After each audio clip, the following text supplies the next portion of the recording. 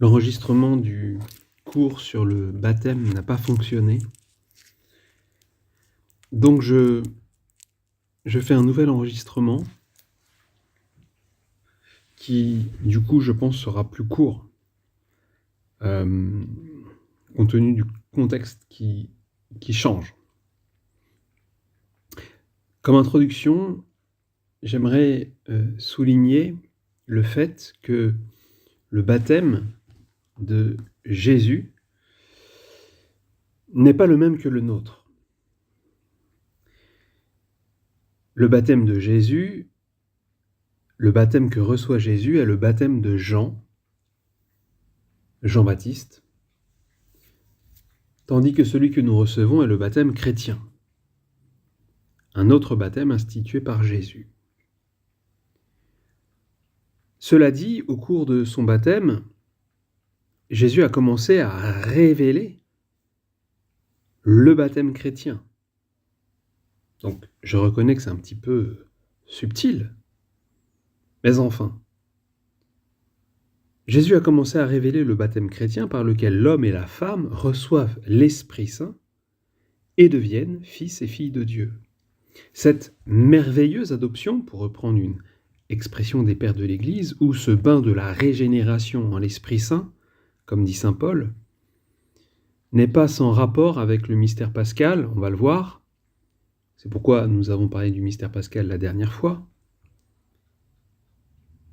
Et ici, dans le baptême de Jésus, les eaux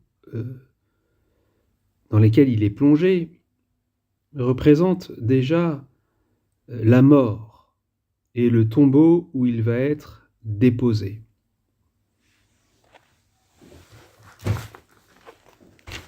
Dans l'évangile de Jean, au chapitre 3, versets 1 à 6, Jésus dit à Nicodème : « En vérité, je te le dis, à moins de naître d'en haut, nul ne peut voir le royaume de Dieu. En vérité, je te le dis, à moins de naître d'eau et d'esprit, nul ne peut entrer dans le royaume de Dieu. » Cette parole de Jésus affirme de manière catégorique la nécessité du baptême pour être sauvé. Et c'est la première grande partie de cet enseignement, la nécessité de la nouvelle naissance. Oui, Jésus affirme la nécessité du baptême pour être sauvé. À moins de naître d'en haut, nul ne peut voir le royaume de Dieu. À moins de naître d'eau et d'esprit, nul ne peut entrer dans le royaume de Dieu. Mais il faut tout de suite ajouter à cela, pour tenir compte de l'ensemble du Nouveau Testament, ce que l'abrégé, le compendium du catéchisme de l'Église catholique, précise au numéro 261. Le baptême est-il nécessaire pour être sauvé ? Réponse : le baptême est nécessaire pour ceux auxquels l'Évangile a été annoncé et qui ont la possibilité de demander le sacrement. Une des questions qui se pose dès lors, c'est celle de la qualité de l'annonce qui aurait été faite. Et si l'impossibilité de demander le sacrement était insurmontable ou non.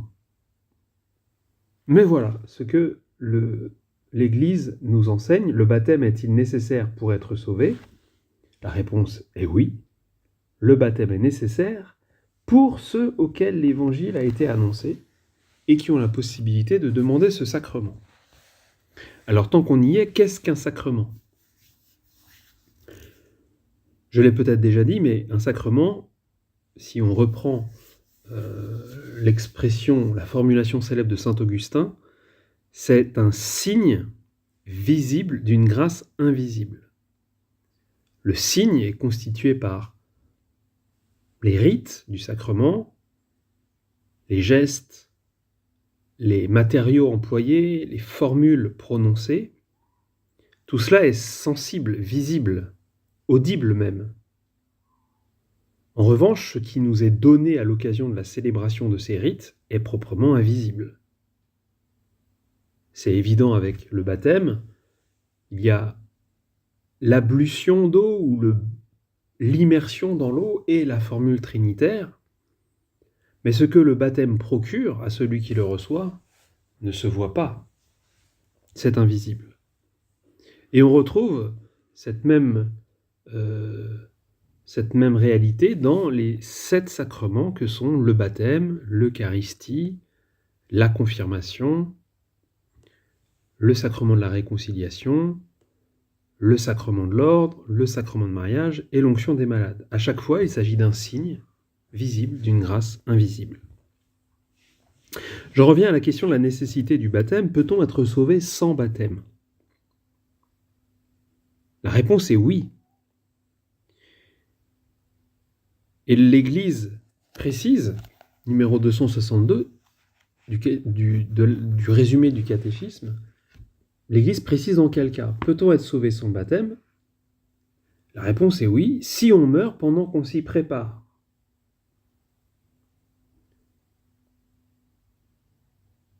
Ou si, sans avoir connaissance de Jésus et de l'Église, sans qu'il nous soit possible de remédier à cette ignorance, on cherche sincèrement Dieu et l'on essaie d'accomplir sa volonté sous l'action du Seigneur qui agit en faveur de tous.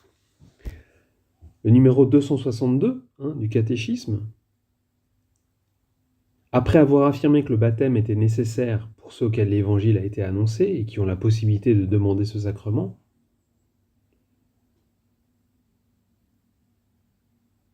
pose la question, peut-on être sauvé sans le baptême ? Réponse, parce que le Christ est mort pour le salut de tous les hommes, peuvent aussi être sauvés sans le baptême ceux qui sont morts à cause de la foi. C'est le baptême dit du sang, baptême du sang. Donc on peut imaginer quelqu'un qui se convertit mais qui n'est pas encore entré en catéchuménat, mais qui serait mis à mort à cause de sa foi en même temps que des catéchumènes, des baptisés. Eh bien, voilà, pour lui, la question du baptême en vue du salut n'est pas un problème. Voilà, peuvent aussi être sauvés sans le baptême ceux qui sont morts à cause de la foi, les catéchumènes, et de même ceux qui, sous la motion, disons sous l'action de la grâce, sans avoir connaissance du Christ ni de l'Église, recherchent sincèrement Dieu et s'efforcent d'accomplir sa volonté. On parle alors de baptême de désir. Quant aux petits enfants morts sans baptême, l'Église, dans sa liturgie, les confie à la miséricorde de Dieu. Donc vous voyez, la réponse de l'Église à la question « Le baptême est-il nécessaire pour être sauvé et peut-on être sauvé sans baptême ?» La réponse à ces questions est nuancée.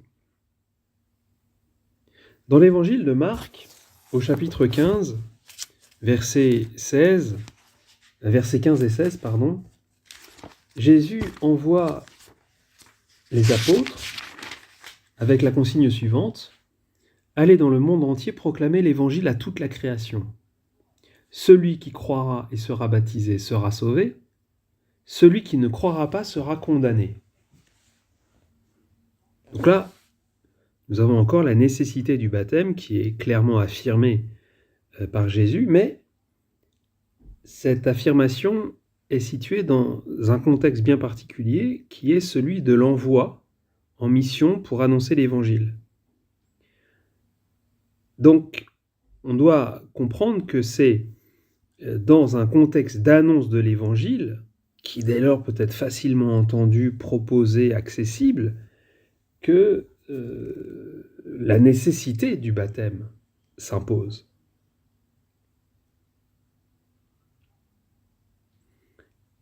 L'autre fois, nous disions que nous sommes sauvés, justifiés par la foi en Jésus. Mais alors, est-ce la foi qui nous sauve ou bien est-ce le baptême ? Eh bien, ce sont les deux. On est sauvé par la foi, parce que quand on a la foi, on se fait baptiser comme Jésus l'a ordonné. Et Jésus dit, celui qui croira et sera baptisé sera sauvé. On est sauvé par les deux ensemble. Les deux sont inséparables. D'ailleurs, dans le symbole de Nicée-Constantinople, nous affirmons ceci: je reconnais un seul baptême pour le pardon des péchés. Le baptême est particulièrement mentionné dans le symbole de la foi. Il fait partie du credo. Le credo désigne le baptême, donc on peut dire que le baptême fait partie de la foi. C'est bien la foi et le baptême qui nous sauvent. Il y a une affirmation ici du lien entre le baptême pour le pardon, donc pour le salut, et l'on peut dire qu'on est baptisé pour le salut, on est sauvé par le baptême. Je reconnais un seul baptême pour le pardon des péchés. Le salut que Jésus nous a obtenu par le mystère pascal, et c'est ce que nous avons vu dans le dernier enseignement sur le mystère pascal, eh bien nous nous l'approprions par la foi, comme je l'avais dit, mais aussi par le baptême.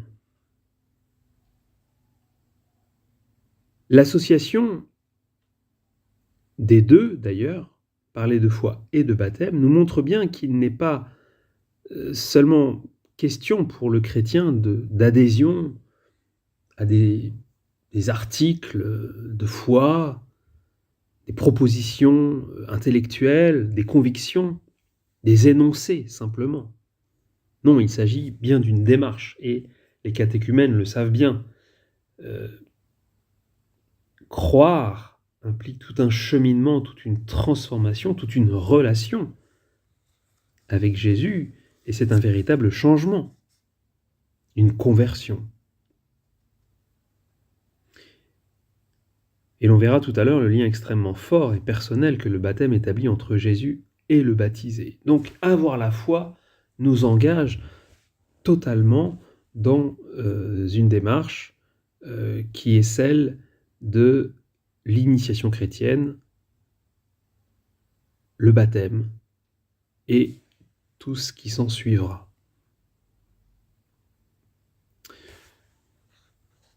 Je reconnais un seul baptême pour le pardon des péchés. Pourquoi dire « je reconnais un seul baptême » ? Ici, il faut préciser deux choses. Quel est le sens de « je reconnais » d'une part, et quelle est la signification de « un seul baptême » d'autre part. Je reconnais. Cela signifie que le baptême est révélé. Il est révélé par Dieu, il m'en apprend la nécessité et je reconnais celle-ci. Je reconnais le baptême voulu par Dieu. Le baptême est institué par Jésus et Jésus demande aux disciples de baptiser. Et dès l'Ancien Testament, il y a des événements qui sont des annonces, et pas seulement en parole, mais aussi en action. Oui, ce sont des événements, on appelle ça des figures du baptême, ce qui nous montre que dès le début de l'histoire de Dieu se révélant aux hommes, dès le début de la révélation, il y a le baptême en perspective, et Dieu commence à révéler la nécessité du baptême et quelle en est la nature, quels en sont les effets. Parmi les figures les plus claires, nous avons là le passage de la mer Rouge, bien sûr.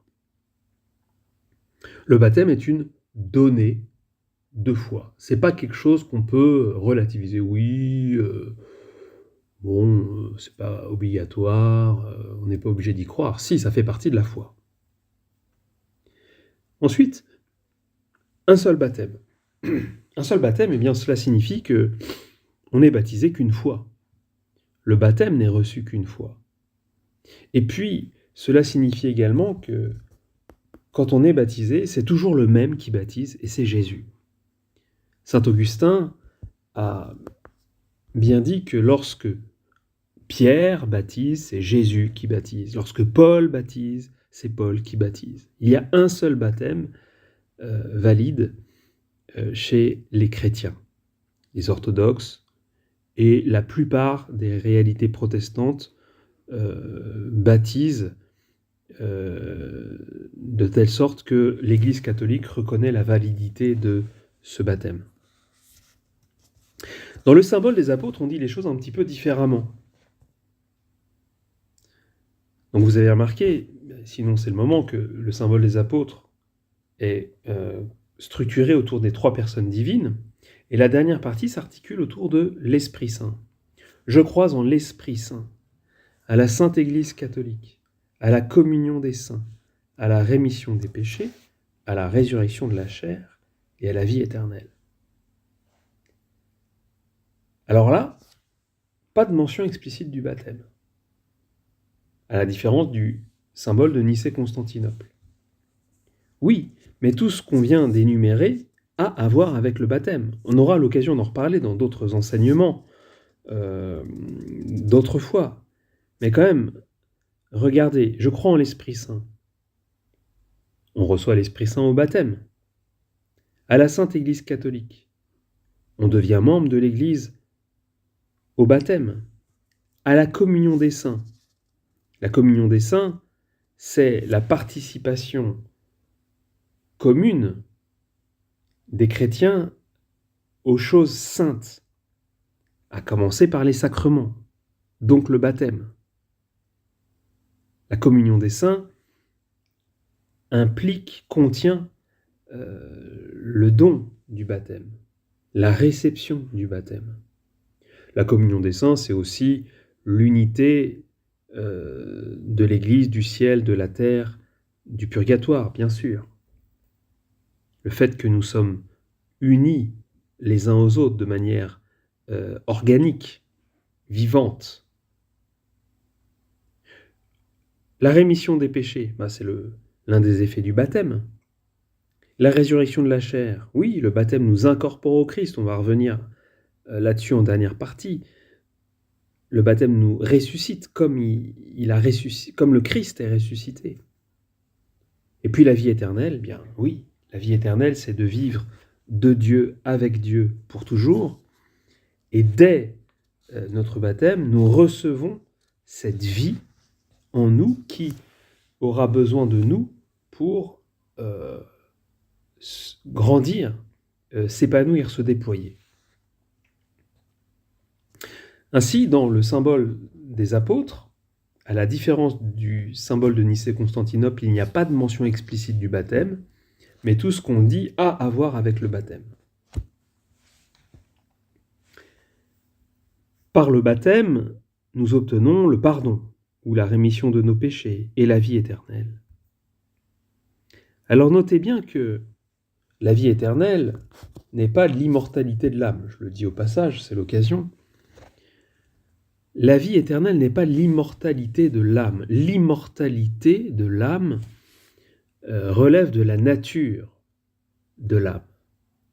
Ce qui connaît la dégradation, la destruction, l'usure, ce sont les réalités matérielles, et notre corps en fait partie. En revanche, l'esprit, qui par nature est immatériel, n'endure pas cette usure, cette dégradation, cette destruction. Et ainsi, on peut dire, l'âme, l'esprit est immortel. Et quand nous voyons chez des personnes malades ou âgées une perte des facultés mentales, ça n'est pas lié à une dégradation de l'esprit, c'est lié à une usure, une maladie, une dégénérescence de la matière, des structures nerveuses, cérébrales. C'est le corps encore qui s'abîme. L'âme est immortelle, l'esprit est immortel. La vie divine, c'est autre chose. C'est pas l'immortalité que l'âme a par nature, c'est la vie même de Dieu, donc quelque chose qui n'est pas de notre nature, qui est donnée. La vie éternelle, c'est la vie même de Dieu. Et cette vie éternelle, Dieu nous la donne. Cette vie éternelle, c'est l'habitation des 3 personnes divines dans l'âme. Ces personnes sont vivantes. Voilà ce qu'est la vie éternelle. Ainsi, on peut être immortel sans avoir la vie éternelle. L'enfer, c'est l'immortalité sans la vie éternelle, sans la vue et la possession de Dieu. Puisqu'il s'agit d'une autre vie, puisque la vie divine est une autre vie, puisque cette vie que nous recevons au baptême est une autre vie, eh bien, il faut une nouvelle naissance. Le baptême est une nouvelle naissance. Quelque chose de nouveau commence. À Nicodème, Jésus dit « Ne t'étonne pas si je t'ai dit qu'il vous faut renaître. Ce qui est né de la chair est chair, ce qui est né de l'esprit est esprit. » Bon, la formule est un petit peu difficile. Expliquons. Ce qui est né de la chair est chair. Bien, oui, ce qui est né naturellement de l'homme et de la femme mène une vie charnelle, une vie de la chair livrée à elle-même, au sens biblique, chair. C'est-à-dire, oui, livrée à elle-même, à ses passions, à ses pulsions, au pouvoir du diable, au péché. Par contre, ce qui est né de l'esprit est esprit, ce qui est né de l'esprit mène une vie spirituelle, sous l'emprise de l'Esprit Saint, c'est-à-dire une vie selon Dieu. Paul dira « Laissez-vous conduire par l'Esprit Saint, alors vous ne risquez pas de satisfaire à la convoitise charnelle. » Voilà, Jésus, ici, à Nicodème, parle de cette autre vie, une vie selon Dieu, une vie qui est reçue dans une nouvelle naissance. Et cette vie-là, elle est reçue au baptême. C'est une autre vie qui transforme notre nature, qui la guérit et qui l'élève. Ayant la vie de Dieu en nous, nous devenons enfants de Dieu. Jésus est le Fils unique. C'est ce que nous avons vu dans l'enseignement sur la Sainte Trinité. Il est Fils de Dieu par nature, il est Dieu né de Dieu. Il est consubstantiel au Père. Même si rien n'avait été créé, le Fils existerait, le Père aurait éternellement un Fils. Un Fils par nature. Un Fils qui lui est consubstantiel. Et Jésus est le seul qui ait ce statut. Nous sommes fils et filles adoptifs. On parle d'adoption filiale. Jésus est le Fils unique par nature, nous sommes les fils adoptifs. La différence avec l'adoption humaine et l'adoption par Dieu, c'est que la vie de l'enfant adopté ne sera jamais la vie de ses parents d'adoption.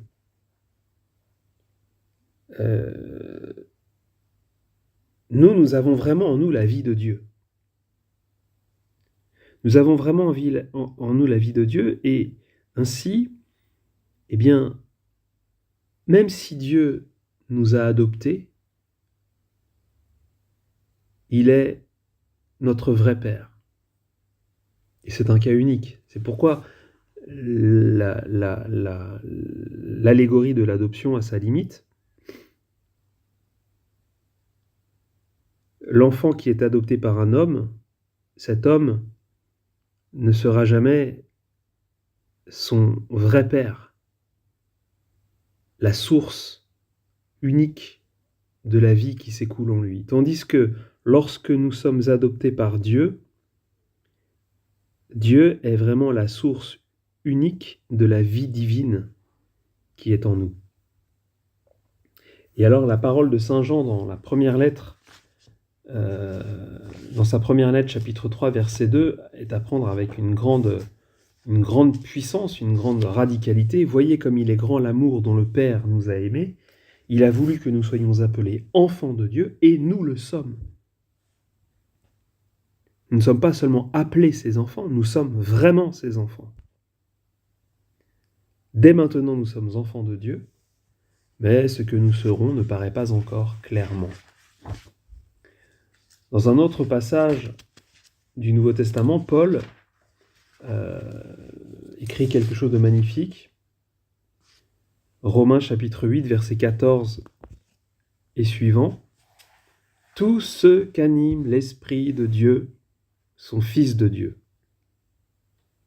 Aussi bien n'avez-vous pas reçu un esprit d'esclave pour retomber dans la crainte. Vous avez reçu un esprit de fils adoptif qui nous fait nous écrier « Abba, Papa, Père ». L'Esprit en personne se joint à notre esprit pour attester que nous sommes enfants de Dieu. Enfant est donc héritier. Héritier de Dieu et co-héritier du Christ, puisque nous souffrons avec lui pour être aussi glorifiés avec lui.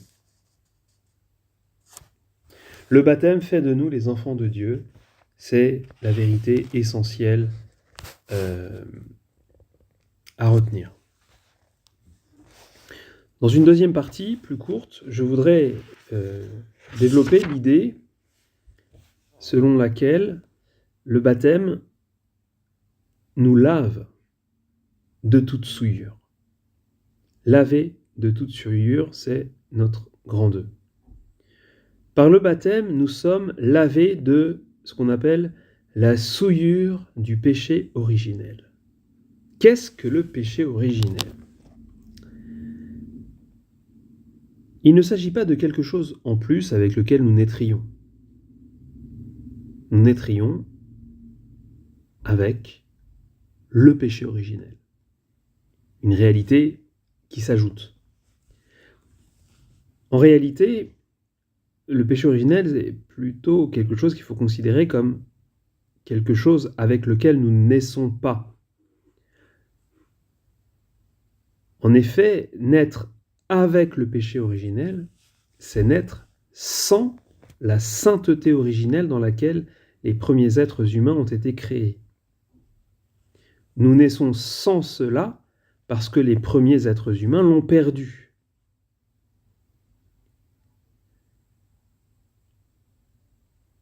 Le péché originel, c'est naître sans cette participation à la vie de Dieu dont nous parlions précédemment, ce qui a pour conséquence que notre nature est blessée, privée de grâce, nous sommes inclinés au mal, au péché.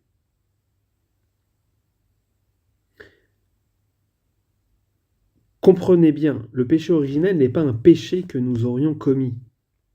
L'abrégé du catéchisme, au numéro 76, dit « C'est un péché que nous avons contracté, et non un péché que l'on commet. C'est une condition de naissance, et non un acte personnel. » Le péché originel, c'est naître sans Dieu dans son âme. Et on n'a rien fait pour cela. C'est un mal, une absence qui nous a été transmise, que nous avons contractée. Le grand théologien du péché originel, c'est saint Paul, qui en parle de façon assez complexe pour nous. Alors je vais citer simplement Romains chapitre 5, verset 12, et puis je vais laisser ça à votre méditation. Mais avec ce que je viens de dire, on entre un peu plus facilement dans l'intelligence de ses propos. Voici ce qu'il dit. « Par un seul homme, Adam, le péché est entré dans le monde. Et par le péché est venue la mort. Et ainsi, la mort est passée dans tous les hommes, du fait que tous ont péché. »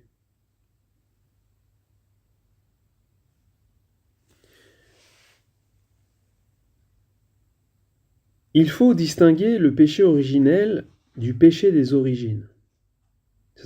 C'est important de faire cette distinction. Le péché des origines, c'est le péché des premiers hommes, leur péché personnel. Tandis que le péché originel est cette souillure, cette absence de la grâce avec laquelle nous naissons. Alors, le catéchisme de l'Église catholique, au numéro 1277 jusqu'à 1280, énumère les effets du baptême. Donc je vais lire cela et puis un petit peu commenter, reformuler avec mes mots ensuite. 1277. Le baptême constitue la naissance à la vie nouvelle dans le Christ. Selon la volonté du Seigneur, il est nécessaire pour le salut, comme l'Église elle-même, à laquelle introduit le baptême. Le rite essentiel du baptême consiste à plonger dans l'eau le candidat ou à verser de l'eau sur sa tête, en prononçant l'invocation de la très sainte Trinité, c'est-à-dire du Père, du Fils et du Saint-Esprit.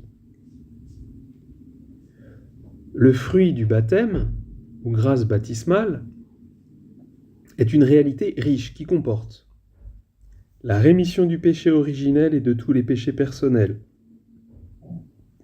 la naissance à la vie nouvelle par laquelle l'homme devient fils adoptif du Père, membre du Christ, temple du Saint-Esprit. Par le fait même, le baptisé est incorporé à l'Église, corps du Christ, et rendu participant du sacerdoce du Christ. Le baptême imprime dans l'âme un signe spirituel indélébile. Le caractère, donc pas le tempérament, on parle d'une marque spirituelle imprimée par Dieu dans l'âme, qui consacre le baptisé au culte de la religion chrétienne. En raison du caractère, le baptême ne peut pas être réitéré.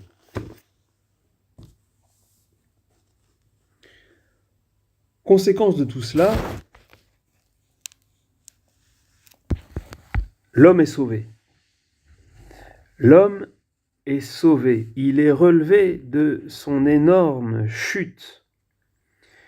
Il retrouve la vie de Dieu, l'amitié avec lui, la communion avec lui. L'amour de Dieu est répandu dans le cœur. Ainsi, nous pouvons vivre de cet amour avec Dieu et puis avec notre prochain. Nous pouvons vivre de la charité même de Dieu, selon le commandement de Jésus. Aimez-vous les uns les autres comme je vous ai aimés. Le baptême fortifie en vue du bien, même si le combat demeure, et le combat demeure pour augmenter notre mérite, ainsi que l'enseigne le Concile de Trente. Dieu veut pouvoir nous récompenser, mais quand il nous récompense, il récompense de ce que nous avons pu réaliser avec ses dons. C'est l'histoire du petit enfant auquel son père donne de l'argent pour qu'il achète un cadeau à sa mère pour la fête des mères. C'est le père qui rend le cadeau possible. Mais la mère, touchée en plein cœur, dira à son enfant « Ah, ça me fait très plaisir pour te récompenser. Je vais t'emmener au cinéma. » Voilà, la récompense, elle est liée à ce que le Père a rendu possible. Le baptême remet le péché originel et tous les péchés personnels. Il fait participer à la vie trinitaire. Quand un adulte reçoit le baptême, eh bien, les premiers péchés à confesser seront les péchés qu'il a commis à partir du moment de son baptême. Tout ce qui a eu lieu avant est englouti dans la miséricorde de Dieu. Tout cela, bien sûr, est énorme. Et c'est pourquoi il convient de dire, comme saint Paul le dit dans la 2e aux Corinthiens, chapitre 5, verset 17, que le baptisé est une créature nouvelle.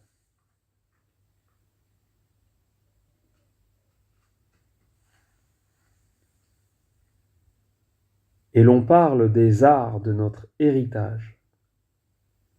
Dieu nous a versé les arts. Dans la deuxième lettre aux Corinthiens, chapitre 1, verset 22, attendez que je la retrouve.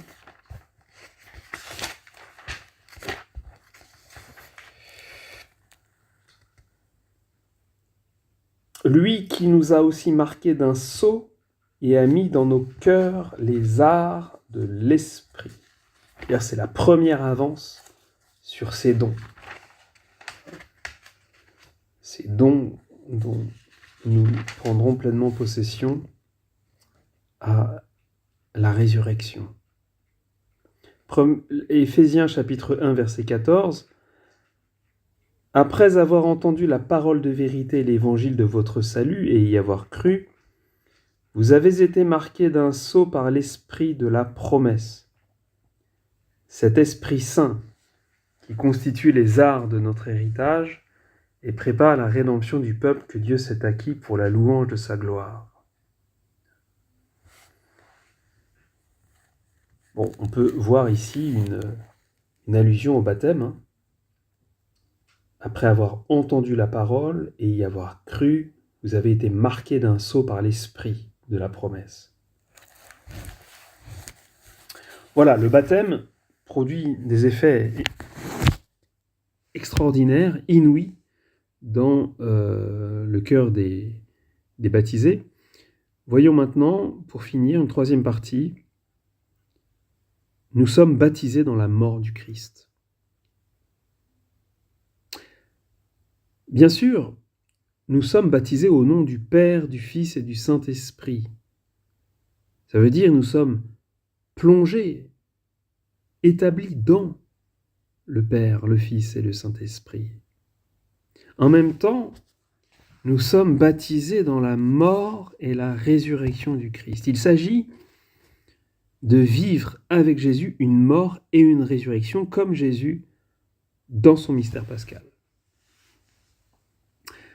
Lisons un peu Saint Paul dans la lettre aux Romains, chapitre 6, verset 3, qui a magnifiquement développé ce thème.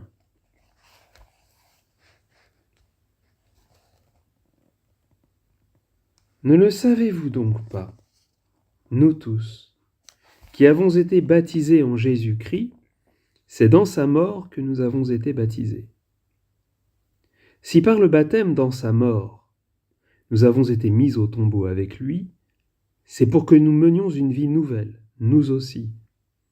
De même que le Christ, par la toute-puissance du Père, est ressuscité d'entre les morts.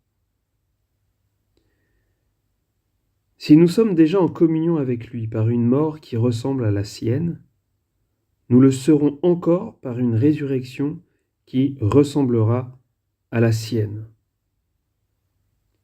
Si nous sommes passés par la mort avec le Christ, nous croyons que nous vivrons aussi avec lui.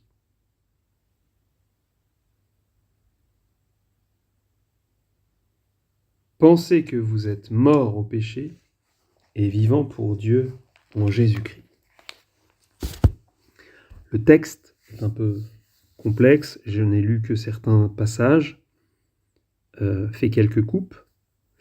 Paul utilise une analogie qui est réelle, ça n'est pas une façon de parler. Il dit, en gros, de même que Jésus est mort, a été enseveli et est ressuscité, de même, le baptisé est mort, enseveli et ressuscite pour une vie nouvelle en Jésus. Et tout cela s'accomplit au travers d'un rite très parlant. Le Christ a été crucifié, il est mort, il a été enseveli. Le Christ est ressuscité. Paul dit alors, eh bien, comme le Christ crucifié L'homme pécheur, l'homme charnel, livré à lui-même, l'homme ancien, est réduit à l'impuissance. Et comme le Christ ressuscité, le baptisé naît de nouveau. C'est une création nouvelle. C'est tout ce qu'on a dit jusqu'à maintenant. Un homme nouveau est là, vivant pour Dieu, avec Dieu.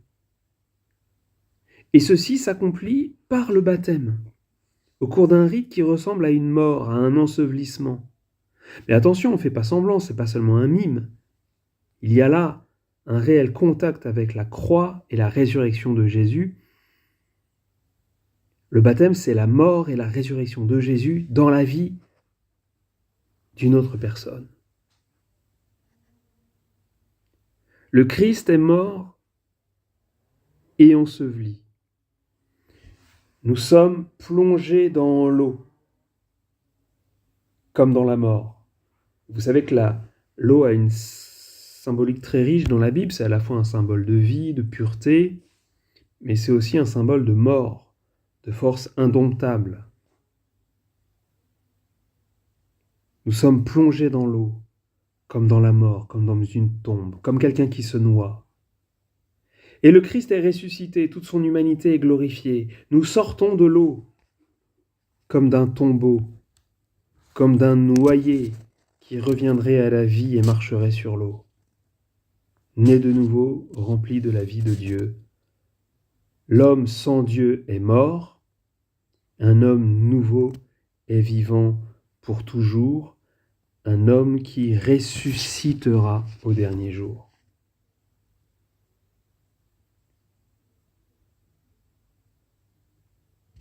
Vous comprenez pourquoi les baptêmes sont célébrés à Pâques. Parce que le baptême, c'est la mort et la résurrection de Jésus dans la vie d'un baptisé. Le baptisé, à Pâques, meurt et ressuscite. L'homme ancien s'en est allé, une créature nouvelle est là.